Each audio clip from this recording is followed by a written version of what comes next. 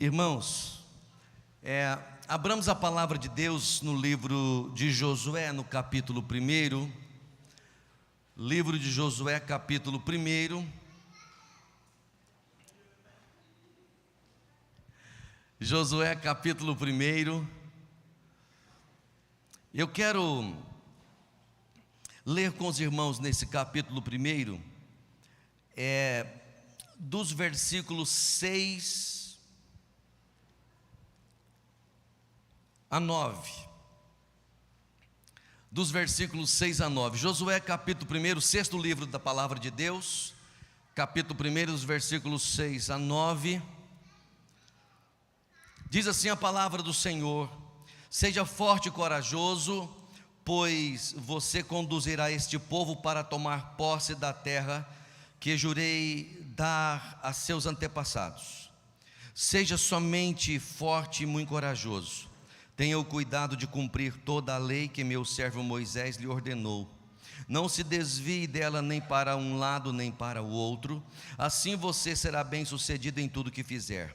Relembre continuamente os termos deste livro da lei. Medite nele dia e noite, para ter certeza de cumprir tudo que nele está escrito. Então você prosperará e terá sucesso em tudo que fizer. Esta é a minha ordem. Seja forte e corajoso, não tenha medo nem desanime, pois o Senhor seu Deus estará com você por onde você andar. Por onde você andar. Eu quero falar com os irmãos aqui em poucas palavras sobre o poder da palavra. O poder da palavra. Poder da palavra de Deus. Irmãos amados, nós estamos com um texto em que há um grande líder, um grande legislador chamado Moisés.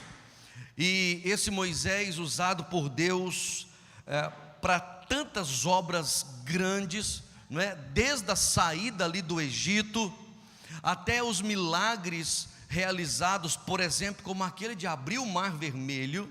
Esse homem que recebeu as tábuas da lei lá no Monte Horebe, agora diz o texto no início dele que ele morre, e o Josué então tem que assumir uma liderança depois de um líder tão fenomenal como esse.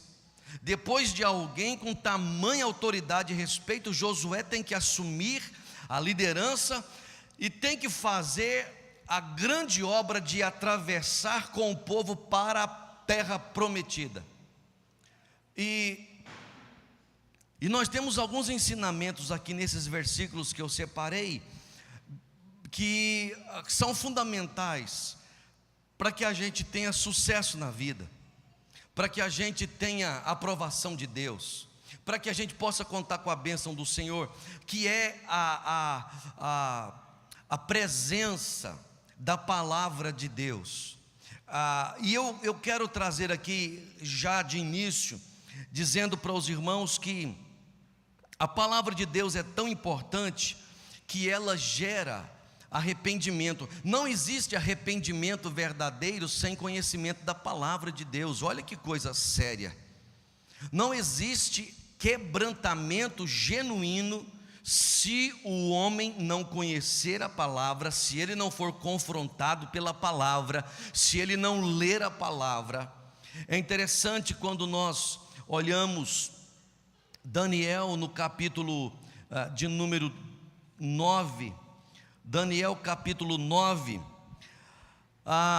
o versículo 2 diz assim, versículo 2: nesse primeiro ano eu, Daniel, ao estudar a palavra do Senhor revelada ao profeta Jeremias, compreendi que Jerusalém devia permanecer desolada por 70 anos. Verso 3 de Daniel 9: então me voltei para o Senhor Deus e supliquei a Ele com oração. É interessante aqui que uma das primeiras coisas que nós percebemos em razão da palavra de Deus é um servo que ouve a palavra e se prontifica a orar a Deus, estimulado pela palavra. Preste atenção nisso, irmãos. Quando Daniel ouve, quando ele estuda, é isso que diz o texto, quando ele estuda a palavra de Deus, ele compreende, e compreendendo, ele se coloca diante de Deus em oração, e o verso, na sua sequência, diz: também vesti pano de saco e coloquei cinza sobre a cabeça. Colocar cinza sobre a cabeça é uma atitude de quebrantamento, é uma atitude de alguém que está no espírito de humilhação, de rendição diante do Senhor. É importante que você entenda junto comigo o quanto a vida de quebrantamento tem relação com conhecer a palavra de Deus. Se você for em 2 Crônicas, capítulo 34, nós vamos perceber ali no capítulo 34 de Crônicas, deixe-me ver se consigo abrir aqui rapidinho. 2 Crônicas, capítulo 34, o Josias reinando em Judá. Há aqui um momento importante na vida do rei Ezequias.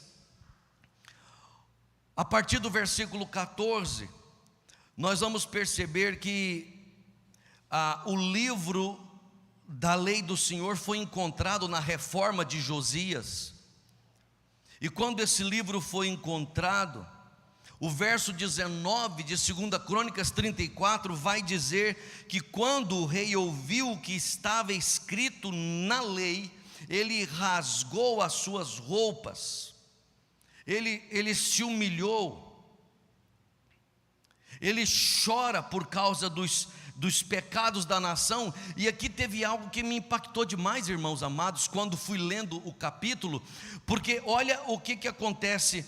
O versículo 23, o Senhor Deus de Israel disse o seguinte: voltem e diga ao homem que os enviou, que assim diz o Senhor. O que o Senhor mandou dizer para o rei Josias? Presta atenção em nome de Jesus: trarei desgraça sobre esta cidade e sobre seus habitantes.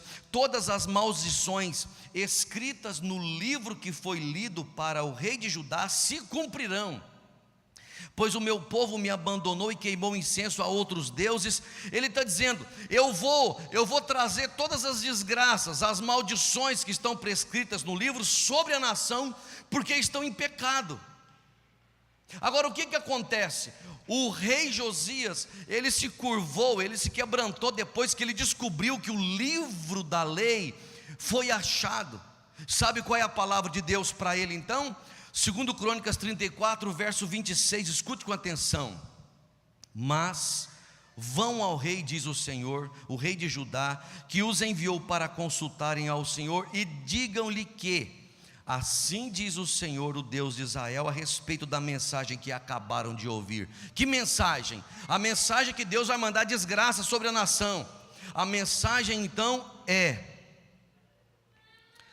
você se arrependeu, se humilhou diante de Deus quando ouviu as palavras dele contra esta cidade, contra seus habitantes. Você se humilhou, rasgou suas roupas e chorou diante de mim. Eu certamente o ouvi, diz o Senhor. Portanto, só enviarei a calamidade anunciada depois que você tiver sido reunido a seus antepassados e tiver sido sepultado. Ele está dizendo: eu vou mandar a desgraça, a maldição sobre a nação toda, porque pecou contra mim. Mas você, Josias, descobriu o livro da lei e você se arrependeu dos pecados, você chorou por causa dos pecados da nação. Então só depois que você morrer é que essas desgraças virão sobre a nação, porque você ouviu a palavra e se arrependeu. A palavra gera arrependimento, a palavra gera quebrantamento. Outra coisa que a palavra de Deus precisa gerar no nosso coração também, irmãos, é motivação para orar. Escute isso aqui é importante. Não apenas motivação para orar, mas o conteúdo da própria oração. Porque não é possível fazer orações aprovadas por Deus, orações que Deus agrada, sem conhecer a palavra. Quem diz que ora muito e não lê nada, na verdade não está orando, está mantendo uma vida religiosa, porque oração tem tudo a ver com palavra, com conhecer a palavra. Não se pode orar bem sem orar a palavra, não se pode orar direito sem orar aquilo que a vontade de Deus deseja que a gente faça. 1 João capítulo 5, versículo 14, bem pertinho aqui de Apocalipse, né? 1 João capítulo 5, versículo 14, olha o que diz o texto, 1 João 5,14: estamos certos de que Ele nos ouve sempre que lhe pedimos algo conforme sua vontade. Estamos certos que Deus nos ouve quando nós pedimos algo conforme a sua vontade. A vontade revelada de Deus está na palavra. Então, se nós pedimos coisas, se nós oramos coisas que não tem a ver com a palavra, Deus não nos ouve. É muito importante orarmos a palavra, é muito importante nós conhecermos aqui a palavra de Deus, e é isso que o Senhor está dizendo acerca de Josué.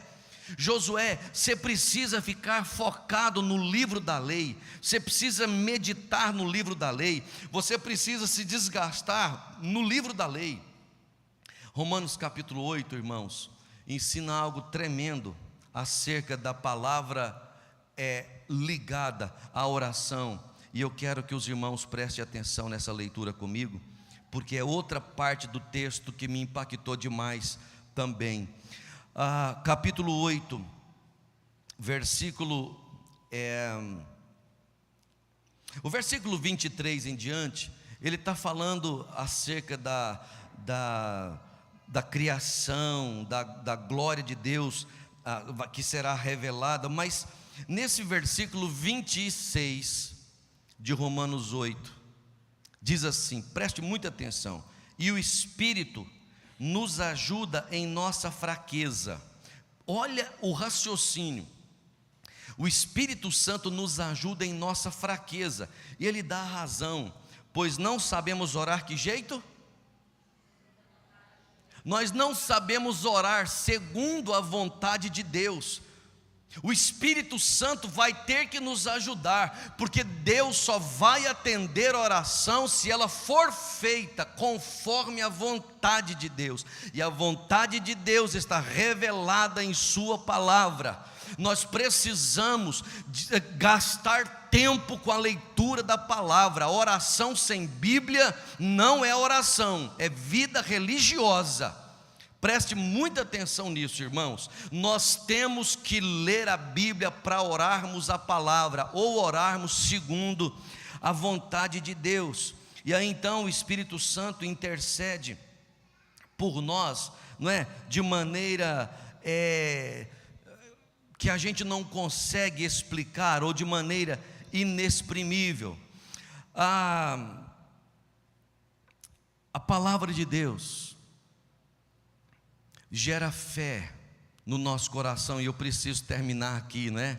A palavra de Deus gera fé no nosso coração. Quando você vai olhar o Evangelho de Lucas, no capítulo 17, olha o versículo 5, só escute isso. Lucas 17, verso 5, os apóstolos disseram ao Senhor: faça a nossa fé crescer. Olha o pedido: faça a nossa fé crescer. O Senhor Jesus então nessa hora poderia ter feito assim, ó: fé cresça no coração desses discípulos, fé venha, ou senão como muitos assim, né? E o povo encheu de fé. Não, sabe o que ele faz? Versículo 6, o Senhor respondeu: se tivessem fé, ainda que tão pequena, quanto um grão de mostarda, poderiam dizer a esta amoreira: arranque-se e plante-se no mar, e ela lhe obedeceria. E assim por diante. O que Jesus está fazendo? Jesus vai ensinando, Jesus vai ministrando, Jesus vai pregando, Jesus vai falando. À medida que Jesus vai falando acerca da fé, então a fé vai aumentando. Por quê? Porque você vai ver, por exemplo, Paulo, né, nós estudamos isso em Romanos no capítulo 10, no versículo 17, Paulo dizendo assim, ó: portanto a fé vem por ouvir, isto é, por ouvir as boas novas a respeito de Cristo. A fé vem como? A fé vem por meio da palavra. Então arrependimento verdadeiro vem por meio da palavra. Oração que Deus aprova, que Deus responde, é oração baseada na palavra. Fé só pode crescer. Pastor, queria ter mais fé, leia mais a Bíblia. Eu queria ter mais fé, conheça mais a palavra de Deus. Leia a palavra de Deus, porque você vai ser confrontado nos seus pecados, você vai se arrepender, você vai começar a ter mais desejo pela oração e vai saber orar as promessas de Deus, a palavra de Deus. Você precisa pedir ao Senhor para te dar fé. Leia a palavra, porque você vai ter fé. É incrível, é incrível. Tem um texto na palavra de Deus, e eu vou terminar com ele, e nós vamos orar agora. Deixa eu só localizá-lo.